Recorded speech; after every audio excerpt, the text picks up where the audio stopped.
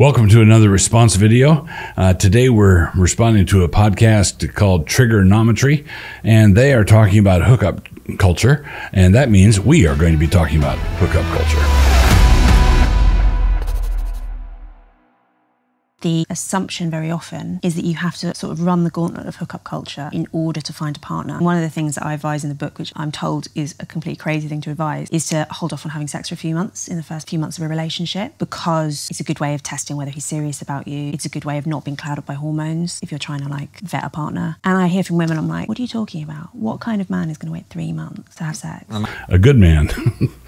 So here's something about, she's talking within a worldly or secular frame. She's talking sense, and it's something she's obviously studied and written a book about. But I want to point out that the things she's saying are things that your great-grandmother would have told you. And your great-grandmother would not have had notebooks full of studies and footnotes. Your great-grandmother would have simply had eyes in her head.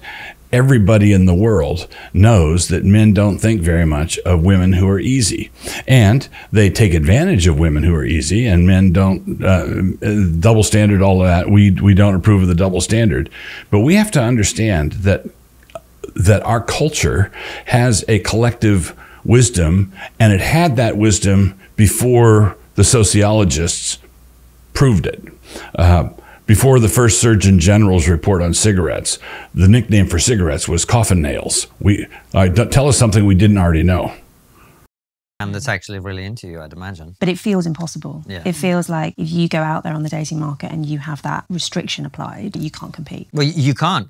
And that's if you go out into the general dating market, which is very different than going out into the niche dating market. That is, dating only men who love Jesus and who believe the Bible and who share the standard that God has assigned to the human race.